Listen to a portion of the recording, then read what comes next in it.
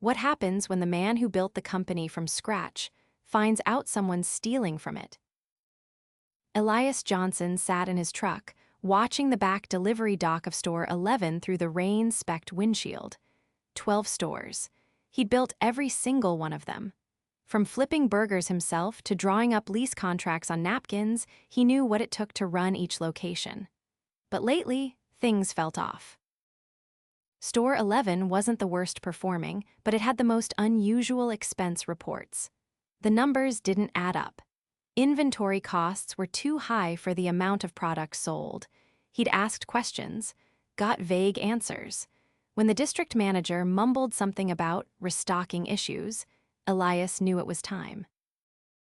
He hadn't met most of the newer hires at this location. That worked in his favor. Last year, they'd hired dozens of seasonal workers, and turnover had been high since.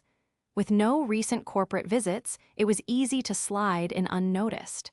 His disguise was simple dyed beard, thick-rimmed glasses, buzzed haircut, and a fake name, Illy. He walked into the store through the employee entrance, a duffel bag over his shoulder, and was immediately hit with the smell of cleaning bleach and fryer oil. A short woman in her mid-30s glanced up from the back office. "You the new guy?" she asked, barely looking up from her clipboard. "Yes, Illy. They told me to report here for inventory shift." "Krista," she said, handing him a pen. "Manager, we're short 2 guys tonight, so you're jumping in fast. You've done inventory before." "Some," Elias said. She gave him a once-over. "Just follow Miguel, don't break anything." Miguel, maybe 21, gave him a tired nod and led him through the storeroom. They started counting dry goods boxes of frozen patties, sauces, containers of fries. Elias was quiet, watching more than talking. "Is it always like this?" he asked after an hour of checking dates and counts. Miguel sighed. "Yeah, Krista likes to rush. Says she doesn't get paid to babysit. We just make sure the numbers look right and move on." "Look right," Elias raised an eyebrow. Miguel shrugged. "You'll see, sometimes we're told to fudge a count. Like if something's missing, we just write it off. Don't ask." They moved on to the walk-in freezer. Elias noticed a clipboard hanging on the inside wall. It listed last week's inventory adjustments. One thing stood out: 3 full cases of beef were marked as damaged discarded. But the next day's sales had beef orders that matched what a full stock would have supported. Elias rubbed his jaw. "You ever actually see that much stuff get tossed?" Miguel shook his head. "Nope, we usually just lose a few bags here and there, not cases, but Krista signs off so." Just then, Krista walked in, holding a receipt pad and a calculator. "Hey, Miguel, go check the back shelf in dry storage. I think we're missing tortilla cases." Miguel left. Krista turned to Elias. "You're Illy, right? New guy from corporate temp, right?" He nodded. She scanned him. "You don't talk much." "Just trying to learn." "Good, mind your business, work fast, and you'll be fine here." Elias said nothing, but his eyes drifted toward the clipboard in her hand. She followed his gaze. "These," she said, tapping it, "just supplier receipts, not your concern." But Elias caught something: 4 separate delivery charges, all marked cash paid to driver. All handwritten, all rounded numbers, no signatures. He kept his face neutral. "Got it." Later that night, while Krista was in the office, Elias watched her through the cracked door. She opened the safe, pulled out a stack of bills, then sat down and filled out another supplier receipt. She folded it, stuffed it into a manila envelope, and slid it into her backpack. Miguel came back, holding a case of tortillas. "Found 'em, they were on the top." Krista waved it off. "Mark it missing anyway, I'll handle it." Elias felt his chest tighten. He'd trusted managers before, but this wasn't cutting corners. This was theft, plain and simple. He stepped outside for air, leaning on the brick wall beside the dumpster. Rain had stopped. His hands were shaking a little. He hadn't felt that in years. He pulled out his phone and looked at a photo of the very first store he'd built. Him in front of the grill, grease-stained apron, smiling like an idiot. He'd worked too hard for this. Tomorrow he'd come back, and he'd be ready. Elias arrived early the following afternoon, parking around the corner from the store again. He wore the same plain hoodie and jeans from the night before, careful not to draw attention. A light drizzle misted the air, and the pavement was still wet from the storm that had tapered off before dawn. He stepped through the back entrance just before the shift change. A different voice greeted him this time, sharp and impatient. "You're Eli, right? You're early. We don't need you for another hour." The man was tall, lean, and wore an apron that looked like it hadn't been washed in days. His name tag read Eric Assistant Manager. "They told me to come in early, said you might be short again." Eric rolled his eyes. "They always say that. Whatever. Go wash your hands and grab a hat from the bin, you'll be on prep with Mia." Elias nodded and headed toward the sink, catching a glimpse of the kitchen through the swinging door. It was loud pans clattering, timers beeping, and voices raised just to be heard. He noticed Mia from a distance, a young woman with tight braids tucked under a hairnet, moving quickly between the prep table and the walk-in fridge. When Elias stepped into the kitchen, she gave him a tired look but offered a quick hey. Her sleeves were rolled up, and she was chopping lettuce at a pace that seemed impossible to sustain. "You, Illy, you're slicing onions and restocking the sandwich station. We're already behind." He grabbed gloves and started working beside her. She didn't talk much at first, but Elias didn't push. Only after 20 minutes did she speak again, voice low. "Don't let Eric get to you. He's loud, not smart, thinks yelling makes him a leader." Elias kept his eyes on the onions. He always liked that. "He's worse when Krista's not watching. Tries to act like he runs the place. Micromanages everything, but won't lift a finger when it counts. Last week he told Jasmine to clean the fryer during rush hour just so he could sit in the office and watch basketball." Mia's knife paused for a second, then resumed. She burned her arm trying to rush. He laughed. Elias's hands froze. He looked at her closely, but she didn't look back, just kept chopping. "Did anyone report it?" She tried. HR never called back. Krista told her to be more careful next time. Jasmine quit 2 days after that. Elias's jaw tensed. He moved silently for a while, refilling bins and wiping the counter. The prep station was a mess, containers half-labeled, some lids missing entirely. It wasn't just disorganized, it was unsafe. Eric barged into the kitchen with a clipboard in hand. "Mia, stop what you're doing and go help drive through. They're slammed." "I'm not done." "And now." She dropped the knife, wiped her hands, and walked off without another word. Elias took over her chopping station. Eric glanced at him. "You new guys think this is a high school job. It ain't. You hustle or you're out. Got it?" Elias didn't respond. Eric didn't wait for one. By 4:30, the front line was overwhelmed. Customers were backed up to the door. Elias stepped in to help run food, moving between kitchen and counter. A boy at the register, a skinny teen with braces and a name tag that read Noah, was struggling to keep up with the orders. Eric stood at the side, arms crossed, yelling instructions but not helping. "Order 37, where's 37? Noah turned to Elias, eyes wide. "I'm so behind, can't even breathe." "Focus on one ticket at a time," Elias said. "I'll run the food, you just ring." He grabbed 2 trays and weaved through the crowd.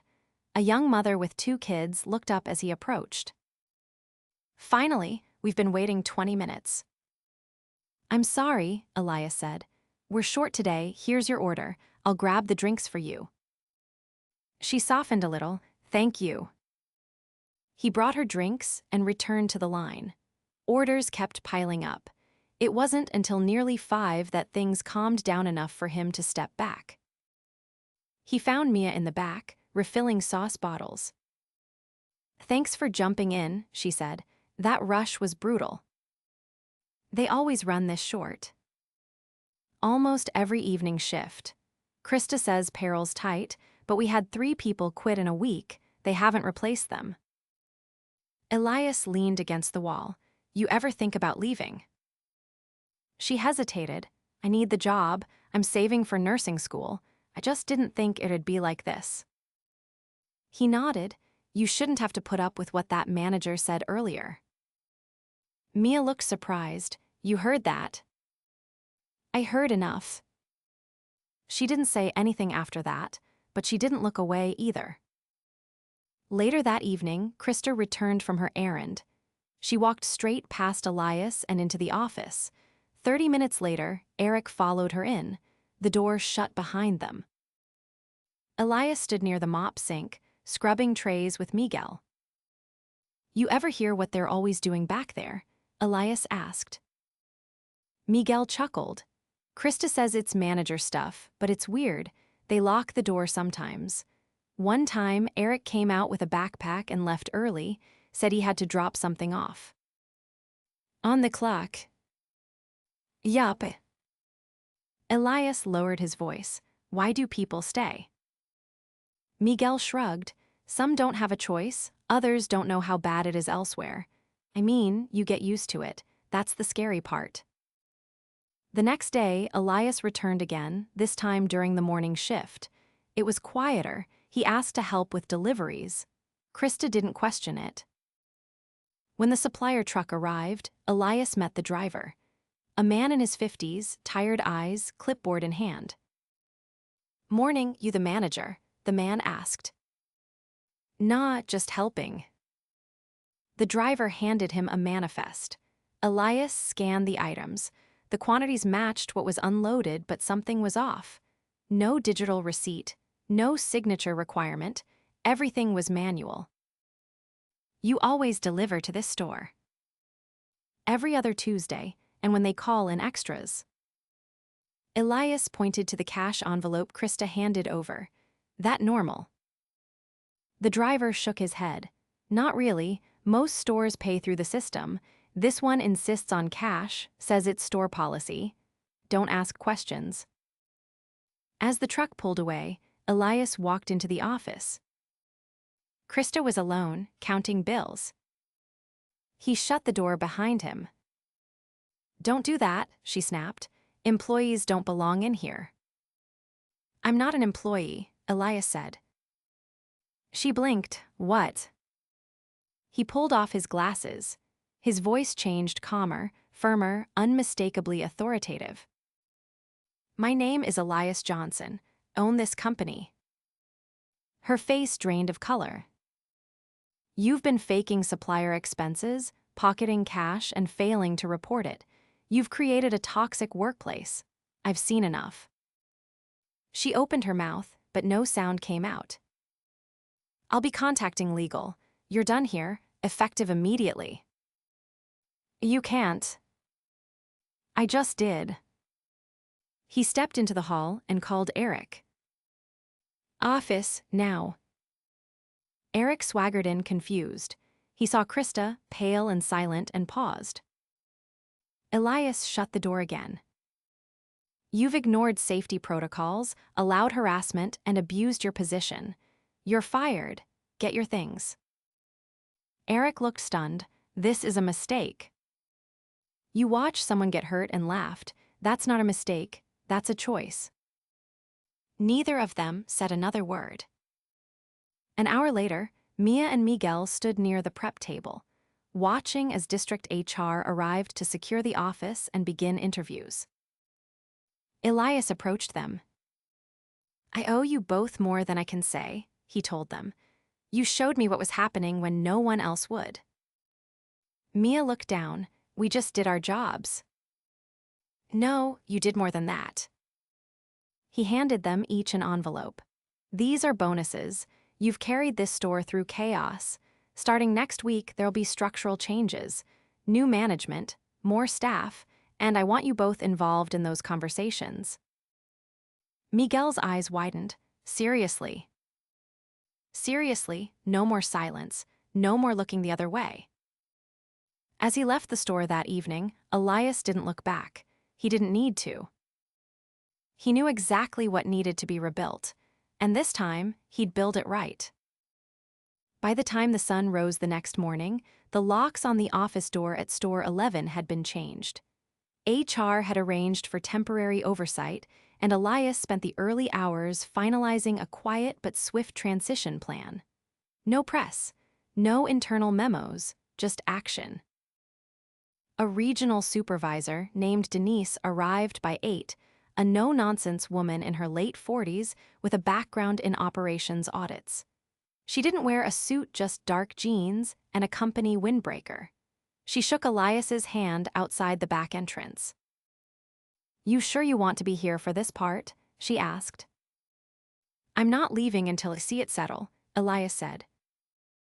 Denise nodded and walked inside without slowing down. Elias followed her in, but stayed off to the side as she greeted the team gathering near the prep area. The staff looked unsure. Some of them hadn't seen him without the hoodie and glasses, and others were just trying to figure out what the silence meant. Denise raised her voice just enough to get attention. "I'm Denise. I'll be overseeing Store 11 for the next few weeks while we restructure management." She paused, letting that land. "The previous leadership team is no longer employed here. We're investigating some serious policy violations." No one clapped, no one cheered, but every head stayed up and no one left the room. "I'm not here to micromanage," Denise continued. "I'm here to listen, protect this team, and fix what's broken. If you're willing to do the work, you'll have my full support. If you're not, this probably isn't the place for you." She stepped aside and looked toward Elias, who didn't step forward. Instead, he turned to Mia and Miguel, who had stayed behind after their shift the night before to help clean. "You two up for something more involved?" he asked quietly. Mia blinked. "What do you mean?" "I want you to help advise Denise this week. You've seen it all. You know what's really happening here. We need that perspective if we're going to rebuild." Miguel hesitated. "We'll still be on the floor though, right?" "For now," Elias said, "but your hours will include time for this. Paid, of course." Mia glanced at Miguel. "We're in." Denise wasted no time. By mid-morning, she was in the office, reviewing schedules, comparing them against timecard logs, and flagging discrepancies. Elias sat beside her, silent, as she slid a sheet across the desk. "Eric logged 4 shifts last week that don't match camera timestamps. He marked himself in, but there's no visual record of him being here for 2 of those days." Elias didn't blink. "Add it to the report." Another sheet followed. Krista scheduled 2 employees under the table. "No paperwork, no tax forms, paid in cash. You want me to track them down?" "No," Elias said. "Let them go. We're not chasing ghosts. We're fixing the living." At the front counter, Noah was working his after-school shift. He looked both relieved and unsure as he handled orders. Denise watched him for a minute before calling him over. "You handle lunch rush?" "Most days," he said. "Depends on who shows up." "You ever get trained properly?" He looked around. "Not really. Just kinda learned as I went." Denise looked toward Elias. "Let's fix that." Elias didn't speak, but he made a note. Down in dry storage, Mia was walking the new assistant from HR through the labeling system, or lack thereof. "Half of this is expired," she said, holding up a bin of sauce packets. "Krista didn't let us toss anything unless it looked moldy, said it was wasteful." The assistant grimaced. "That's a health code violation." "Yeah," Mia said, "we know." By the time deliveries arrived that afternoon, Denise was waiting outside the loading dock. The driver stepped out and froze when he saw unfamiliar faces. She introduced herself. "We're not doing undocumented cash drops anymore. You'll get paid through processing like the other stores. Any issues?" The driver looked relieved. "Nope, I've been waiting for this." Inside, Elias sat down with the rest of the staff. Not in the office, not in some corner. In the break room small, with one flickering light and a plastic table that wobbled. "I owe you all a conversation," he said. "I founded this company. I built it from a food truck, and I swore I'd never forget what it's like to work those shifts. But I did. I let people I trusted run things without enough oversight, and that's on me." No one interrupted. "You shouldn't need to survive your job. You should be able to grow in it, feel safe in it. That wasn't happening here, so we're going to change that. I'm not promising perfection, but I can promise accountability." A cook named Terrence, who hadn't spoken much in previous days, leaned forward. "You staying involved, or just passing it off again after this week?" "I'll be back every Monday morning for the next 2 months," Elias said. "Unannounced, no more hiding behind reports." Terrence nodded once. "All right." Over the next 3 days, Denise restructured the schedule, bringing in temporary support from nearby stores to cover gaps. The team had to work harder in the short term, but this time, they weren't doing it alone. Tasks were clear, shifts were balanced, and no one vanished into the office for hours. Elias stayed out of the way when he needed to and close enough when it mattered. He watched as Mia started training a new hire, a teenager named Layla, on food safety protocols. He saw Miguel correcting an order at the counter without being told. And he watched Noah, finally able to breathe between orders, start asking customers how their day was going. Things weren't fixed, not yet, but for the first time, they weren't pretending anymore. On Friday night, as the last of the dinner crowd filtered out and the floors were mopped down, Elias pulled on a coat and stood by the back door. Mia walked past carrying an empty bin, then paused. "You really coming back next week?" "Yes," Elias said. "I'll probably come in through the front this time." She gave a slight nod. "You know, most people in your position wouldn't have come at all." "Maybe, but most people didn't build this place with their own hands." She glanced at the cleaned prep tables, then back at him. "Guess we'll see you Monday then." He held the door open for her, water from the earlier rains still pooling near the threshold. As she stepped out into the cool air, she didn't look back. Neither did he. The job wasn't done. But for the first time in a long time, Elias wasn't looking for the exit. He was right where he needed to be. Elias stood just inside the front entrance of Store 11, a clipboard in one hand, his coat still damp from the morning drizzle. He wasn't hiding anymore. No hoodie, no glasses, just a plain button-down shirt and the same name tag everyone else wore except his now said founder. A simple gesture, but it mattered. Denise had already arrived and was walking the floor with Mia. The schedule had been stabilized, but they were still running lean. Every shift required precision, no margin for coasting, no space for excuses. Elias approached the back line, where Layla was handling the fry station. She kept her eyes on the timers, moving with a quiet intensity not often seen in new hires. Her apron was dusted with salt, and her gloves were snug over small hands that moved with increasing confidence. A tray slipped slightly as she turned, and Elias stepped forward to steady it. "You all right?" he asked. She nodded, brushing her sleeve against her cheek. Didn't expect the line to get this long so early. "You're holding it together." She gave a short breath. "I've worked in kitchens before. None of them let you learn. They just threw you in and yelled when you messed up." Elias glanced toward the register. Noah was handling the counter, and Miguel was assisting with drink orders. The rhythm wasn't perfect, but it was steady, controlled. "Here," Elias said, reaching for a laminated chart. "Use this to track basket loads. It'll help you stay ahead of the tickets." Layla studied it, then tucked it into a corner of the prep station. "Thanks." He left her to it and stepped toward the back office. Denise was waiting with a stack of printed logs. "Payroll adjustments," she said. "I reversed Krista's overtime blocks.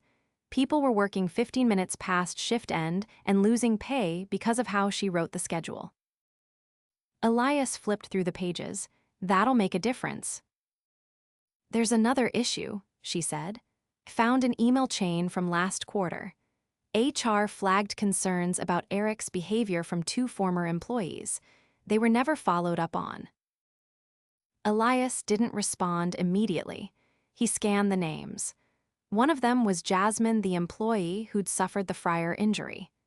The other was a dishwasher named Ruben, who had apparently quit after being repeatedly assigned double shifts with no breaks. "I want a full audit on every ignored complaint," Elias said.